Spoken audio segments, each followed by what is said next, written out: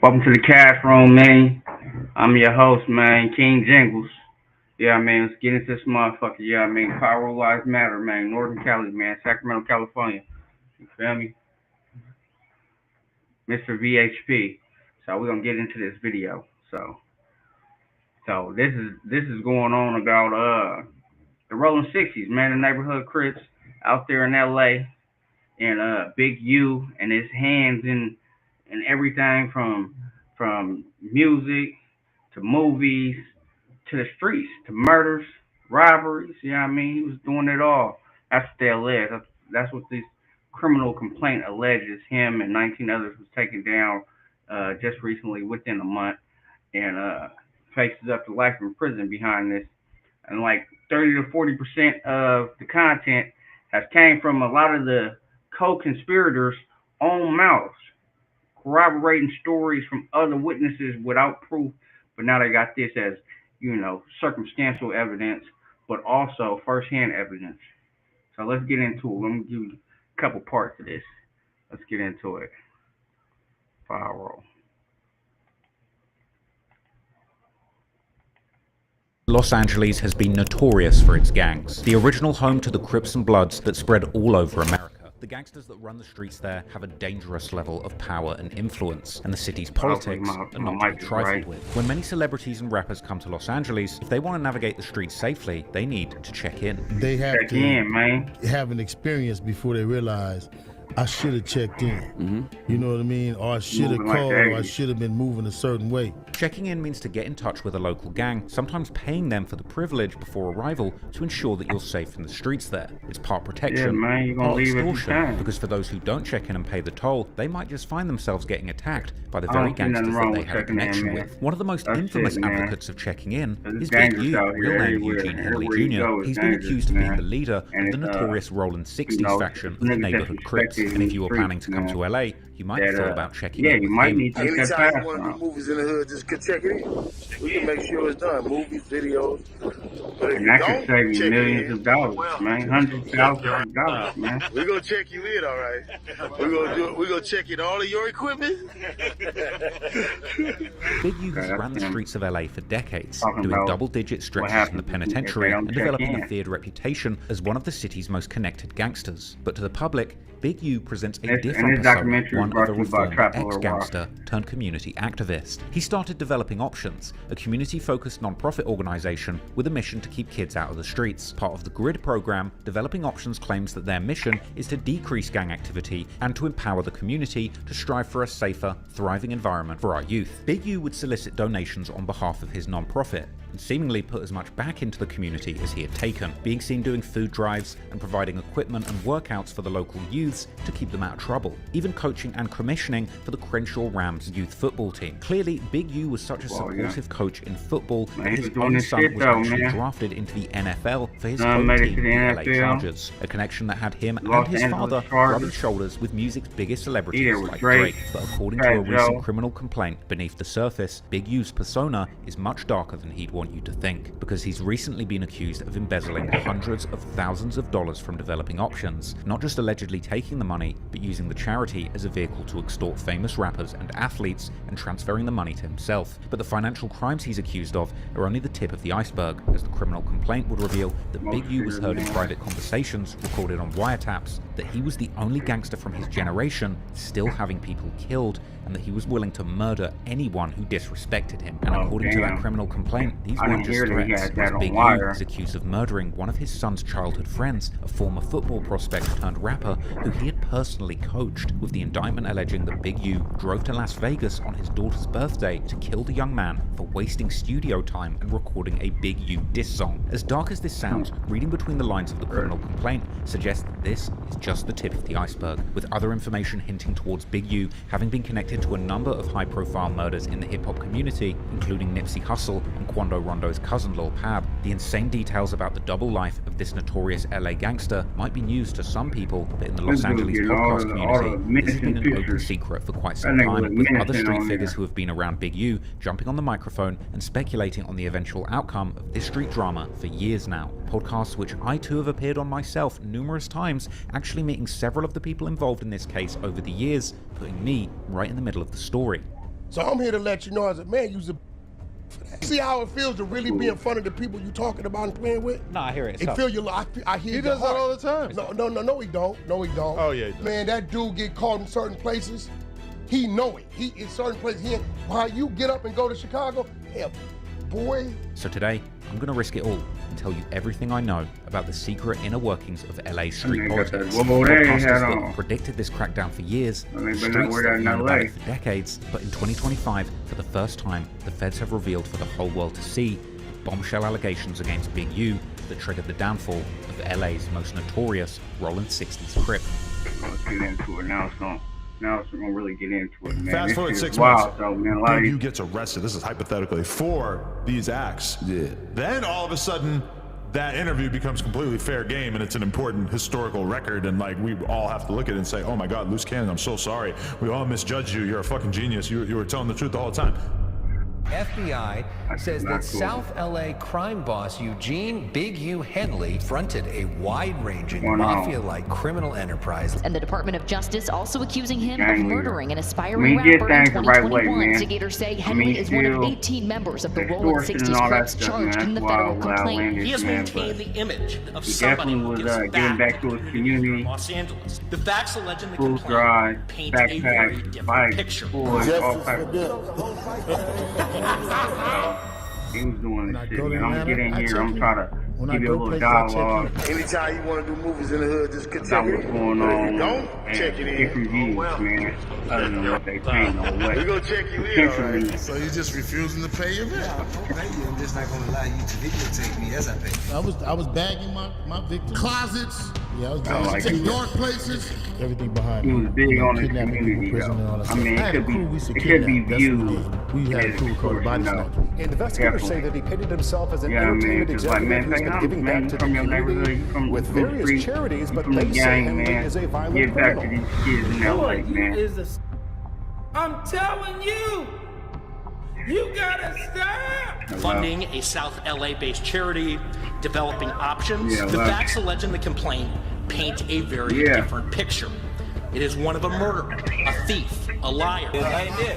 What you got? Justice for them. Okay, I'm on stream. They don't really. I'm on stream. Until it's a problem. Then they call it. Like Quando Rondo. Yo, I'm so glad you're my friend, because all your options go to jail, bro. I ain't gonna lie to you. Before I turn myself in, that's crazy. I don't even know what to say. Wait, that is DNA test in my brother nails.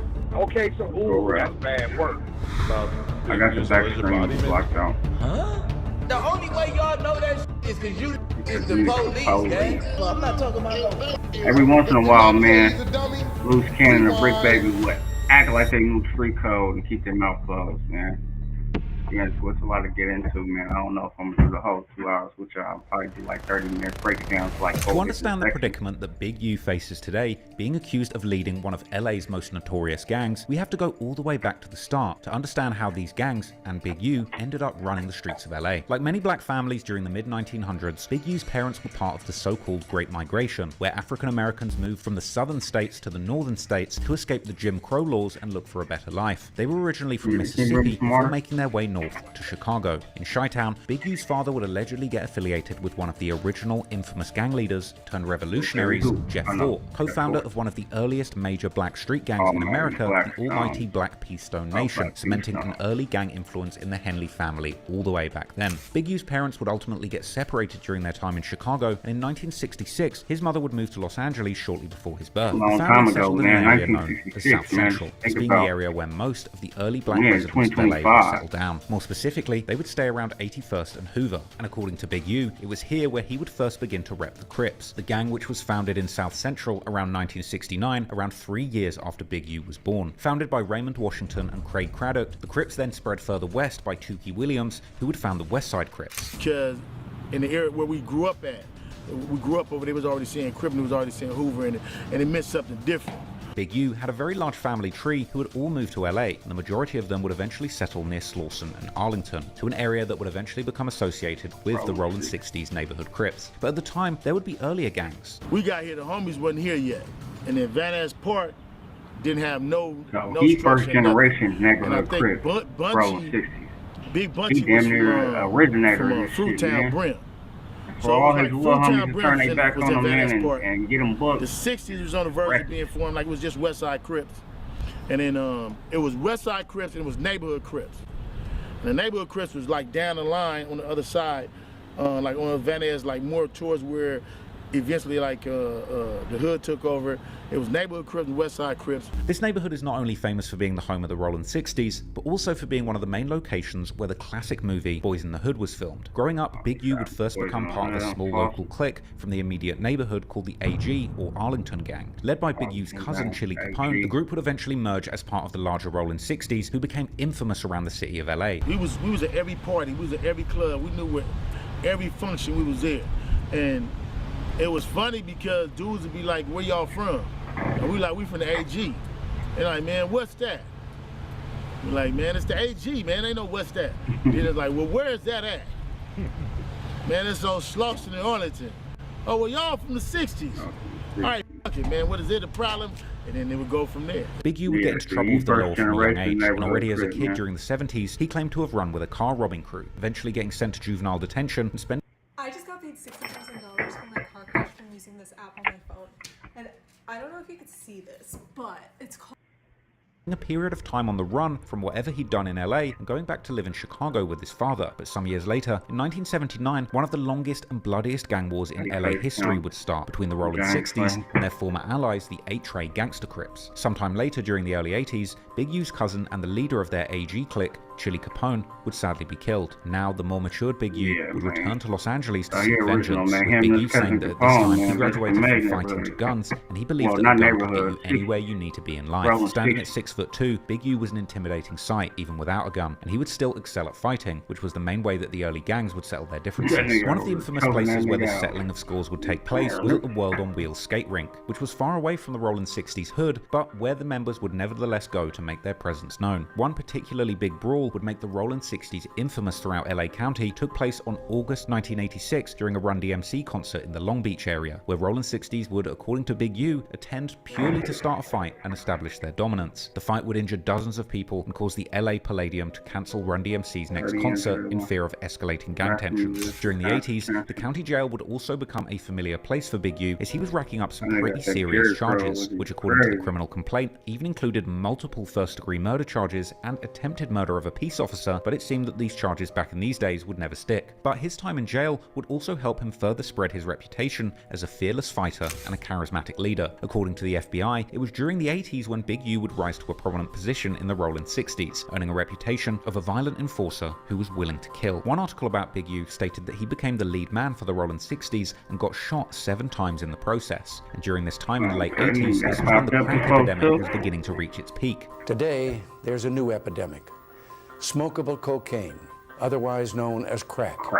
It is an explosively destructive and often lethal substance which is crushing its users. It is an uncontrolled fire.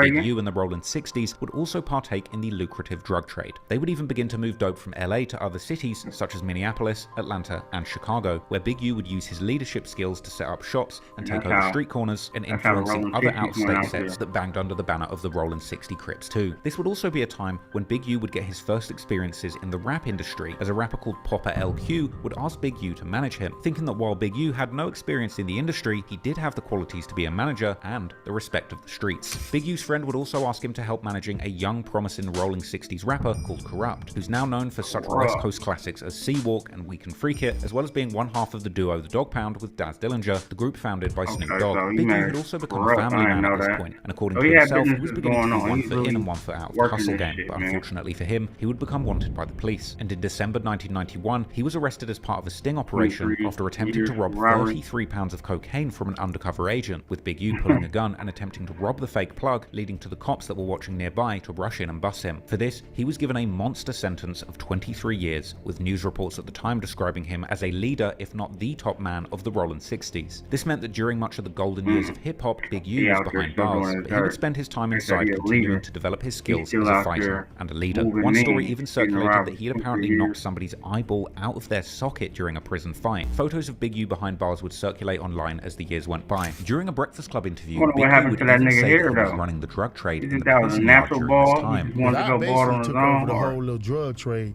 on the yard.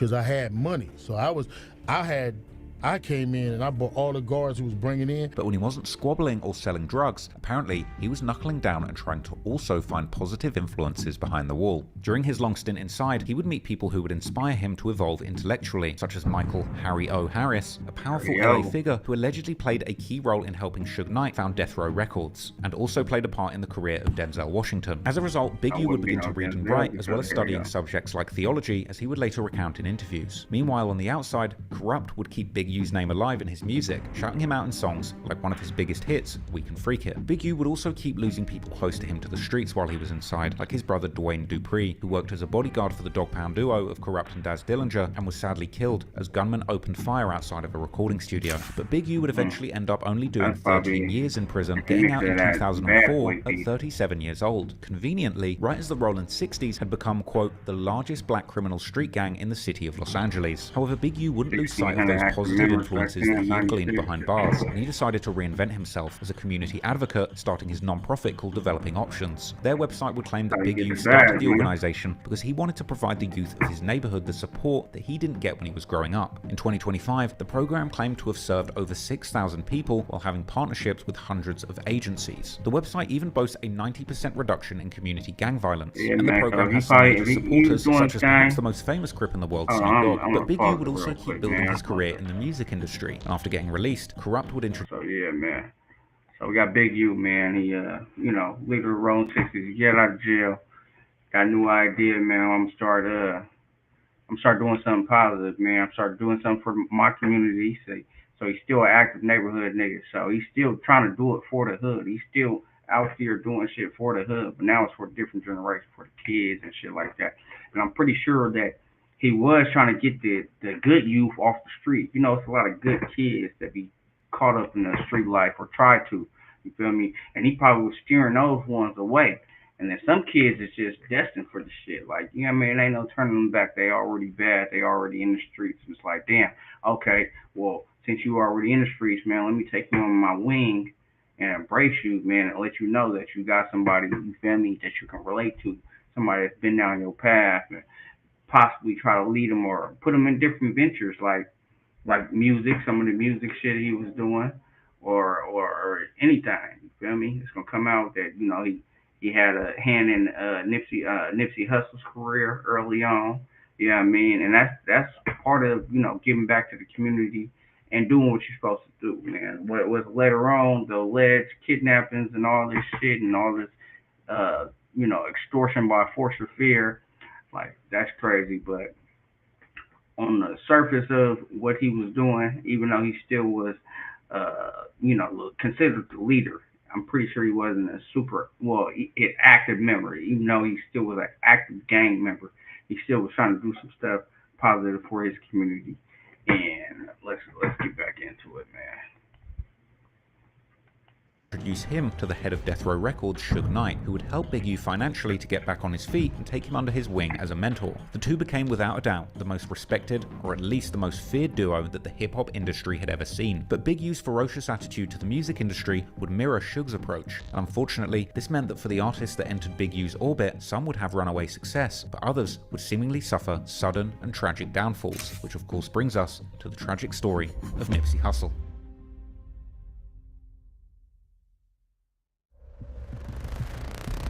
After getting out of prison, notorious Rollin 60's neighborhood Crip, Big U, would learn how to play hardball in the music industry from none other than Suge Knight. The infamous blood who had ruled the West Coast rap game with an iron fist was rumored to have used murder and extortion tactic to get ahead in the music biz. From his violent altercations in the lead up to the death of NWA's Eazy-E to the rumored incident where Vanilla Ice was allegedly dangled off a balcony and forced to sign over his lucrative royalties, eventually though, the law and his enemies would catch up with Suge Knight's hardline tactics and crack down on his operation. But by the time Suge Knight's downfall had begun, Big U was already in the game and decided to spread his wings and do his own thing. Apparently whilst inside prison, Big U, along with his right-hand man, Mark Martin, aka Bear Claw, founded an independent record label, Unique Music, in 1996. Big U would use the label to scout potential up-and-coming musical talent, and his deep street connections would lead him to the paths of some of LA's most legendary rappers. It turned out that Big U's nephew actually knew a young, talented Rollin 60's rapper who went by the name Nipsey Hussle. Big U would begin to help Nipsey using his many industry contacts, ultimately landing him a major spot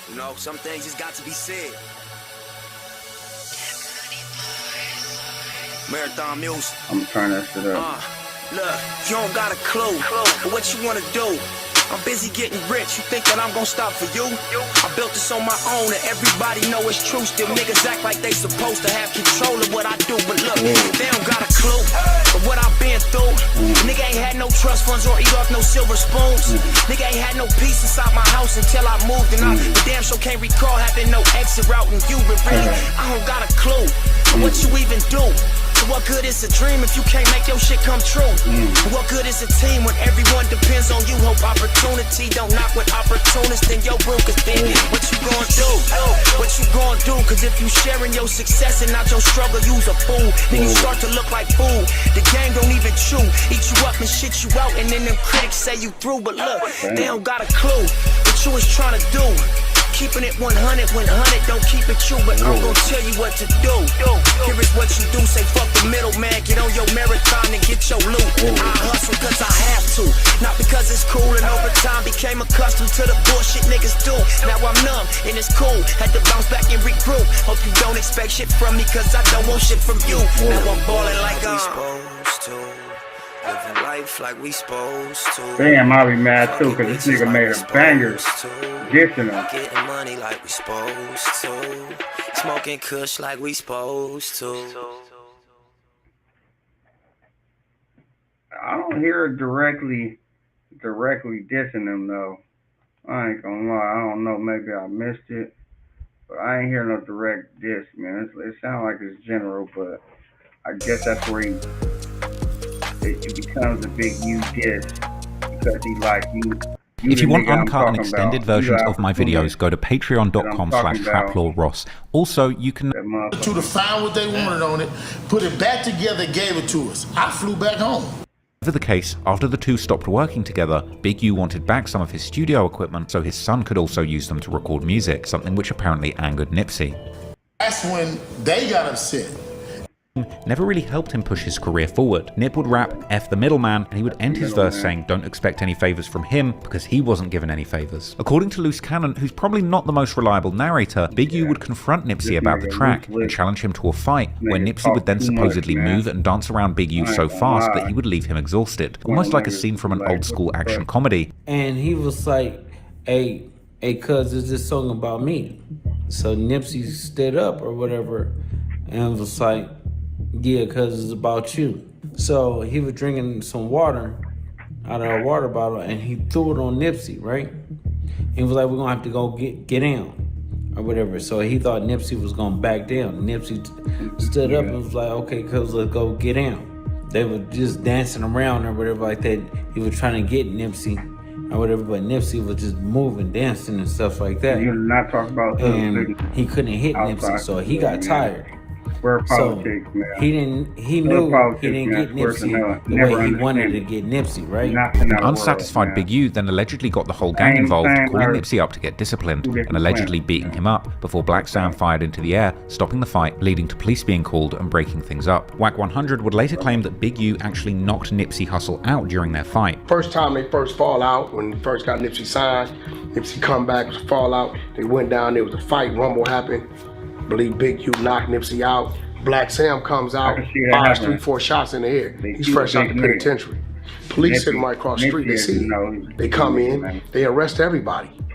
Black Sam's on parole. Now, there's some conflicting reasons circulating for this exact fight. It's been rumored that Nipsey Hussle has a daughter by a mother that was allegedly Big U's niece, or at least a close family friend. There was allegedly an incident circulating in a Reddit post where it was claimed that Nipsey actually beat up another man who had been dating his baby's mother after they split up, with Nip administering this beatdown because the man was apparently creating an unsafe environment for their daughter, with it being believed that the woman might have even got harmed herself in the scuffle, leading Big U to be furious at Nipsey. Ultimately though, Nipsey and Big U would eventually squash their beef and didn't have any more public animosity in the years that followed. But Nipsey's brother Black Sam seemingly always had an issue with Big U. Apparently, this was reciprocated. First day home in prison, he knocked my little brother off. Me and his brother one of the best of friends. You gotta understand, like I'm gonna have friends that my mama ain't gonna like. I'm gonna have friends that my brother's not gonna like. You're gonna have people that your people don't like. You know what I'm saying? Nipsey's Rollin 60's gang ties would be the ultimate liability throughout his career to the very end. A planned private performance in 2010 saw a massive bust on the Rollin 60's members that he was affiliating with. People under arrest after police raid a nightclub where dozens of members of an LA street gang were partying. Police received information that gang members of the Rolling 60's, a violent South LA gang, would be holding a private party here at the Platinum Club here in Studio City. So they decided it would be a good time to do a gang sweep. Now take a look. It all went down around 2 in the morning. The Platinum Club was surrounded by dozens of officers. They arrested about 40 people they say are gang members of the gang Rolling 60's. Officers say they learned of the so-called hood party several days before the big event. Now outside of the club, the marquee had a sign there that said who was headlining the party. They are Nipsey Hussle and Dealmakers International. You can also see the number 6x10. Now, police say that was the secret Rolling 60's gang sign. An officer from North Hollywood was the first to approach the front door of the club, and he says that he was rushed by a group of people inside the club. He called for help, and officers from all areas responded immediately. Now, officers say this gang sweep will clearly cripple the illegal activities of the Rolling 60's gang, at least for a while. As time went on, Nipsey would do more things that reportedly angered Big U, like bringing Treetop Pyru rapper YG to the Rollin 60's hood for the music video for the song Sitches Ain't Bit in 2011. Apparently Nipsey had to fight multiple Rollin 60's after this perceived violation, but this didn't stop his role, and later Nipsey would even return the favour, attending YG's hood to film the music video for I'm a Thug that featured Meek Mill. This was a video that ironically had footage of fellow Rollin 60 Brick Baby getting arrested. But anyway, as Nip's career grew, it seemed that Big U's stance towards Nipsey had softened, and he was showing him respect publicly, with Big U being seen doing a speech in Nipsey's honour in 2018 during an event for his Developing Options non-profit, where rap heavyweights like T.I. and Wiz Khalifa were also in attendance. Who came through? You know, I'm all black on, man. You know, all black everything. He still got to cut his step. Right here, you know. Whatever kind of Big U, what up, baby? He had a part of it. So you guys, you know, they had that's legendary. Woo! He sold, he did what no other rappers do today. He sold his own music. He sold his own music. So when I came along and Steve came along, we had a formula that merged with what he do, but he outworked any artist I've seen. Spring is here, and let's just say 2025 has not been an easy one. There's so much happening in our world that feels out. I'm talking about business-wise. I'm not talking about on the mic. Because if you notice, this man is a more professional than 90% of the dudes who are trying to grow to his level. But I'm saying that to our young baby, to a T. He outworked a whole lot of people. And this is the reason why we are giving him the award, the Businessman Award, because he really exudes everything that you need to exercise in business. Yeah, I mean, so let's give this man a hand. Clap it up for him. I'm talking about, in public, I came to his house, and he lived in all places in A-Trade neighborhood, and was really, he really had a mic in his closet and was recording his own self. Remember that. And at one point, Big U would even crip walk on stage, and Nipsey would in return honour Big U in his speech, saying how everybody in the hood saw him as a leader. And see what that turned into, him putting pressure on us to just stay focused, you know, standing in front of us as young dudes from the area. And always, I remember he like, you know, it's not gonna be one room I walk into that my homeboys can't walk into with me. And I always respected and looked up to him as a leader and as somebody that was just a real man. And I love to see everybody out here tonight dressed up, looking good. You know, I think we gotta give him a round of applause as well. And like I said, I love you, bro. We're gonna keep pushing. Day one. Thank y'all. Nipsey was having massive success, culminating in the release of his critically acclaimed 2018 debut studio album, Victory Lap, where he would even shout out Big U, aka Big Draws. And I'm eating breakfast. My shirt drunk, yeah, all that. I've been working. You know what I'm saying? What's crazy though, like this indictment, this new indictment, after Nipsey Hussle died. But I was gonna change my shirt though. If anything, he did go back to extortion and all this. We will let y'all hear some music, but we gotta wait to pay for it. No more. Ain't no free no more. Prior to this, besides them wanting to check in with Big U, they know that he Nipsey Hussle. If you steal the music, you up. Coming to your house. So, putting that car wash would have got your tent set up. We gonna beat your. He was getting. But in March 2019, Nipsey allegedly angered Big U once again by bringing DJ Khaled to the 60's hood and not asking permission. They were there to shoot a music video for Khaled's song Higher that featured Nipsey and John Legend. Allegedly, Big U sent Rollin 60's members to the shoot to cause trouble, causing Nipsey and Khaled to have to. Saying that this indictment. Hold on, go back into it. This indictment came after Nipsey Hussle's death. You feel me? Like all the crimes alleged are after his death. So let's think about it like this, man. Nipsey Hussle was the cash cow, man. You know what I mean? The cash crib. He was the one bringing Khaled to the hood. You feel me? These multi-platinum producers and artists and celebrities. You feel me? He got Laura London on his arms. You know, she know people in production. She know managers, like stuff like that. So it would have been way more easier for him to be in contact with these people or getting these contracts with these people through Nipsey. You know what I mean? But it's coming to his program. But it's, you know, you understand what I'm saying, hopefully. And once Nipsey Hussle died, yes, everybody honored it and bought his CDs and did all that, but everybody started focusing on Black Sam and his ventures. You know what I mean? His marathon burgers, his this, his that, and not really on Big U. And then they had the circulation that Big U had a hand in it. It just, you know, it's got snowballed. And then when it comes to that, I really don't believe that he had a direct hand in Nipsey Hussle's demise. But this is what I am going to say, that what could happen, this is a possibility. Because, like, obviously you see that don't nothing really happen in the 60s without Big U's approval. You feel me? Everybody under him respect his word. He first generation. He basically is the creator of the Rollin 60's. So I believe Eric Holder, because they said he came twice. When Eric Holder came the first time and he had called him a snitch or whatever he said, you feel me? Who knows what conversation they had prior to him coming back. But he left. He probably called Big U. Like, big homie, whoa, nigga, I want to kill this nigga Nip. You feel me? And he like, man, I don't give a fuck. Like, boom. And didn't give him his blanket of protection of saying, like, hell nah, you feel me? Or talk the nigga out of it. So that's why dude felt comfortable with killing Nipsey Hussle without having the repercussions of the Rollin 60's. You feel me? Of the 60's. Like, he's going to be good when he go to prison or something like that, possibly. But who knows? But what they say is that you ain't from 6-0 until you kill a 6-0, man. This is really what the neighborhood Crip niggas say. This the LA niggas I know, 60, that's what they say. They say that nigga, you ain't a 60 till you kill a 60. You feel me? So I guess there's a lot of backdoor shit going on, a lot of, you know, bickering back and forth shit going on out there, and they killing their homeboys. So we're gonna get back into it. We're gonna get into this part, this last detail of you know, this fallout between Nipsey and Big U.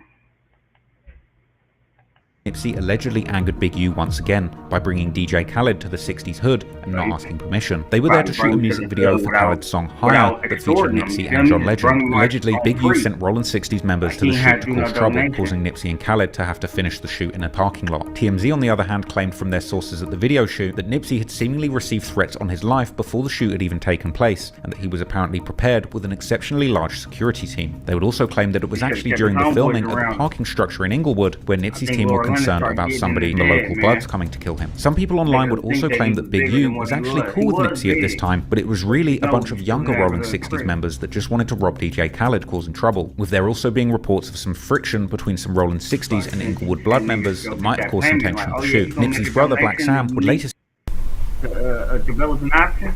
Feel me? And Nip like, hell nah, he don't gotta make no connections. You feel me? He good because I'm, you know, seemingly confirmed that someone had indeed pressed them for the video shoot, but wouldn't specify exactly who it was. Not to get into too much detail, but there was a lot of big politics getting into it with certain people. You know, Hustle had DJ Khaled in the hood. Yeah. Not to be speaking too much on it, but we came frontline like we always do. Yeah. And, you know, we're gonna know we're gonna crash out behind it. We're not playing. Ain't nobody saying nothing to Khaled. Ain't nobody doing nothing to Khaled. And he's straight. And Hustle frontline that.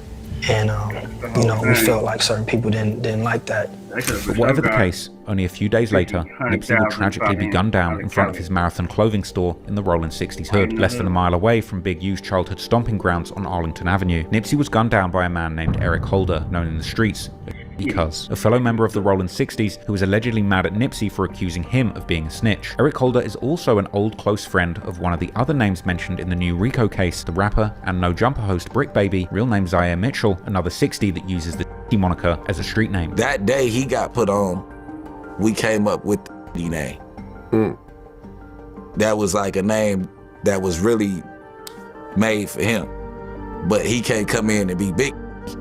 So being my big homie, that's, you know what I'm saying, that's big, and I'm little, you gonna be baby. But anyway, following Nipsey's murder, different conspiracy theories would begin to spread about his death, suggesting that it might have been more than just a random argument with a low-level Rollin 60's member. One of these theories being that Big U had somehow been involved in the murder himself, particularly as he would seemingly tell different versions about where he had been the day of the murder, as well as having a motive due to the rumors that Nipsey had allegedly refused to re-sign a contract to be under Big U's label. And for those who don't know, Big U is said to be responsible for the death of Nipsey Hussle. This is what a lot of people are saying, and it's because he keeps changing his story about the day that Nipsey Hussle died. We actually was on 6th Ave with 100 cars. We got all the streets blocked. We waiting on UK to come out the house. Everybody phone blowing up. Nip got hit. Nip got hit. We flying up there. We fly up there and we see the scene. And then like later on, he would forget he said that, and then he'd go on live on IG and say that he wasn't even in town the day that Nipsey died. They was accusing me. I didn't even do. And what's funny, I wasn't even in town. So figure that one out. But I ain't gonna trust it.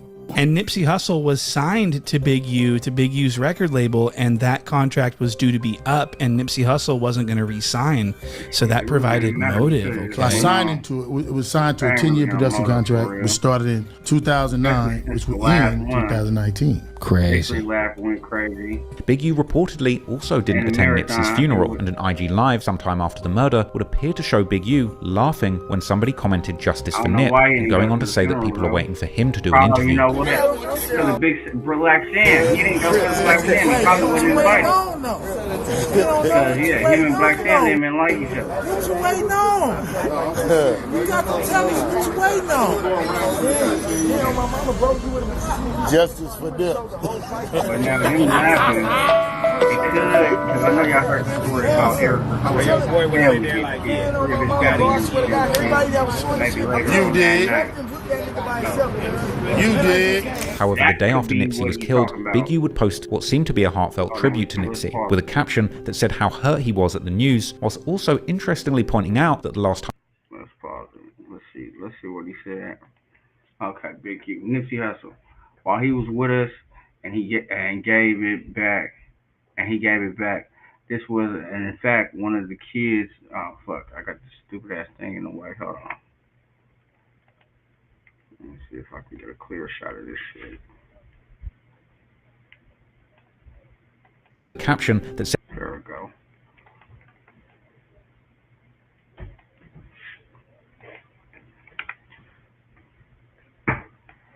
I love the legend Nipsey Hussle.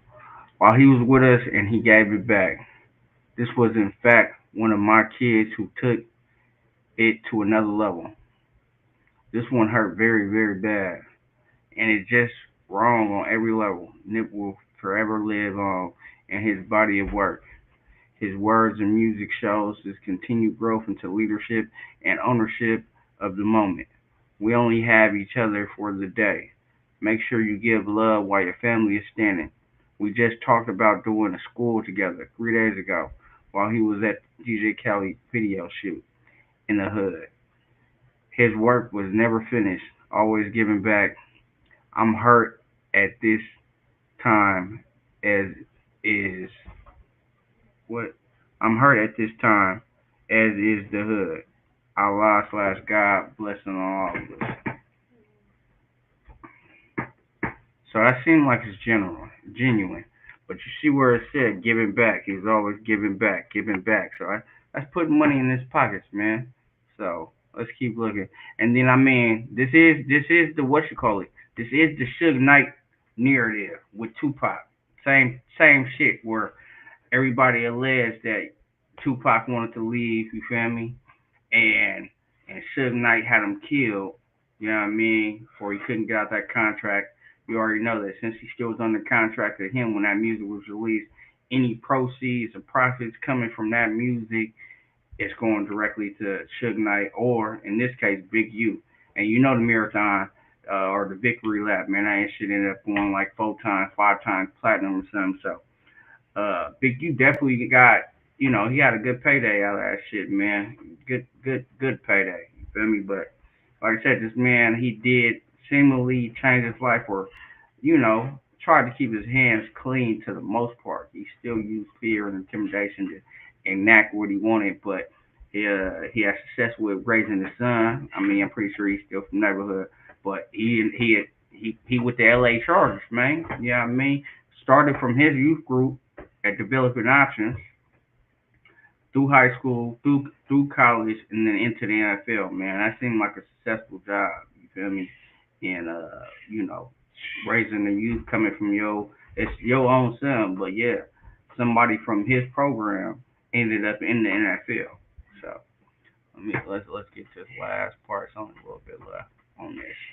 Said how hurt he was at the news, whilst also interestingly pointing out that the last time he spoke to Nipsey was 3 days ago at the DJ Khaled video shoot, something that no one really publicly knew at that time, with Big U saying in the caption that when they were at the video shoot together, they had spoken about building a school, which some have taken as Big U actually trolling, given the fact that it was rumoured that a much more tense conversation had taken place at that shoot. Even back then, people were getting straight in the comments on Big U's post, saying that he was the one who set Nipsey up to get killed, and as time went on, Big U would post more tributes to Nipsey to his Instagram page, with yet more comments continuing to reference a possible setup and the DJ Khaled music video. Less than a week after Nipsey's murder, Big U took to Instagram to announce a peace march in the hood in Nipsey's memory. This is a big Greetings everybody. To get this message today, we are having a vigil for Nipsey Hussle at 3 to 5. 3 to 5 today for all the different gangs in LA that want to come out and support. Over the last 2 days, we have been having meetings amongst us, A-Trays, Rollin 60's, Hoovers, East Coasters, and Bounty Hunters, and everybody like mine to come together. We're going to ask that everybody come to Crenshaw and Slauson, be there by 3. We want everybody to park in the Rouse parking lot. We're going to be escorting everybody from the Rouse parking lot to the memorial. It's not open to the public. It's only for LA street gangs, Bloods, Crips, the like minded want to support and pay homage to one of our lost soldiers, one of our good brothers in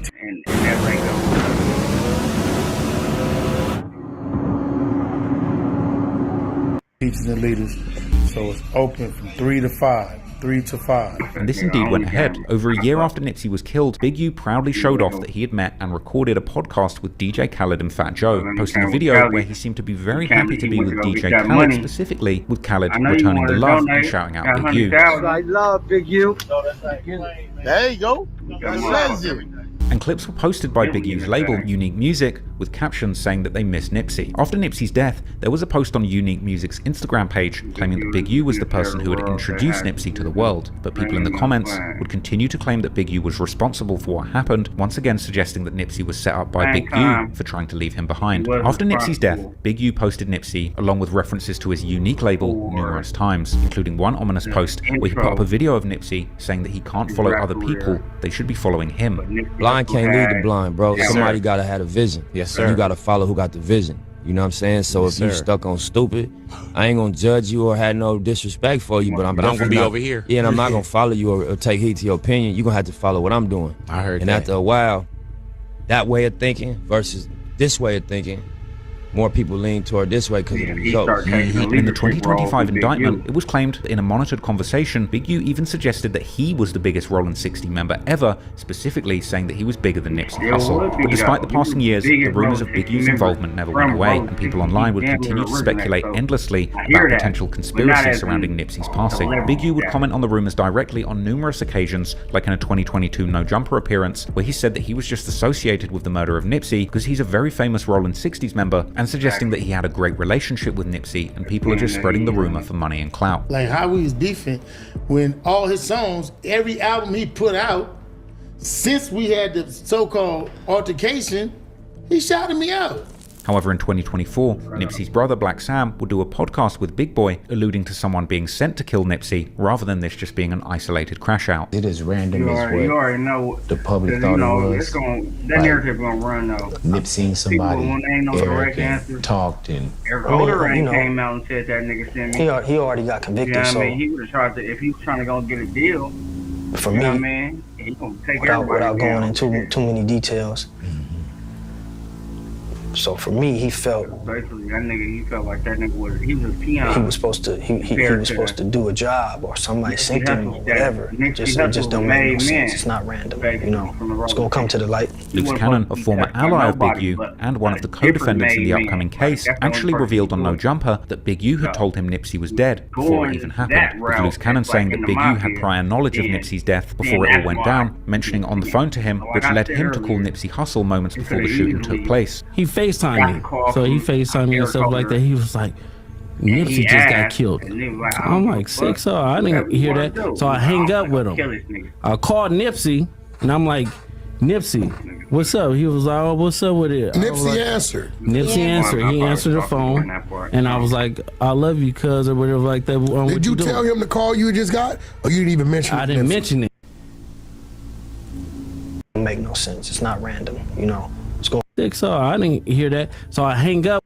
Like, Nip seen somebody, Eric, and talked, and I mean, you know, he already got convicted, so for me, without going into too many details, so for me, he felt he was supposed to do a job, or somebody sent him or whatever. It just don't make no sense. It's not random. You know, it's gonna come to the light. Luce Cannon, a former ally of Big U and one of the co-defendants in the upcoming case, actually revealed on No Jumper that Big U had told him Nipsey was dead before it even happened, with Luce Cannon saying that Big U had prior knowledge of Nipsey's death before it all went down, mentioning on the phone to him, which led him to call Nipsey Hussle moments before the shooting took place. He FaceTimed me. So he FaceTimed me and stuff like that. He was like, Nipsey just got killed. So I'm like, 6-0. I didn't hear that. So I hang up with him. I called Nipsey and I'm like, Nipsey, what's up? He was like, oh, what's up with it? Nipsey answered. Nipsey answered. He answered the phone. And I was like, I love you, cuz, or whatever like that. Did you tell him the call you just got? Or you didn't even mention it? I didn't mention it. And that's what fucked me up, because my cousin is Nipsey baby mama. You get what I'm saying? So it was like, I could have probably stopped it, or it had it. Do you want to see how much money you're eligible for? If you were in a car crash within the last 2 years, Stop what you mean, that? No, because listen, so after I talked to Nipsey and I was like, yeah, I love you, cuz, or whatever like that, I see you later or whatever. So I hung up the phone. I thought Big U gave wrong information. 30 minutes later, the homies blowing me up like they just killed Nipsey. And so I'm like, wait. You get a call from Big U telling you Nipsey just got killed. Yeah. You panic, call Nip. Nip answered the phone. Yeah, and you like just talking on regular. So it's like at the end of the day, I didn't even think about it, because you don't even warn him that you got that call from dude. No, because their relationship was so fucked up. It'd be like they be hot one minute, then they be cold the next minute, and then they be lukewarm. Like you and just 30 minutes after you get out the phone with Nip, he get killed. Yeah, I got it. So you think he hit you a little too early? This clip actually led to a cease and desist being served on No Jumper, and Adam22 being advised to remove the content from his channel. So everybody knows I got a cease and desist about the Luce Cannon interview that I did with WAC 100, and a cease and desist showed up from the one and only. Never thought my life would go in this direction. Never thought I would be getting a legal notice from the big man himself. Oh, Big yeah, I just seen you.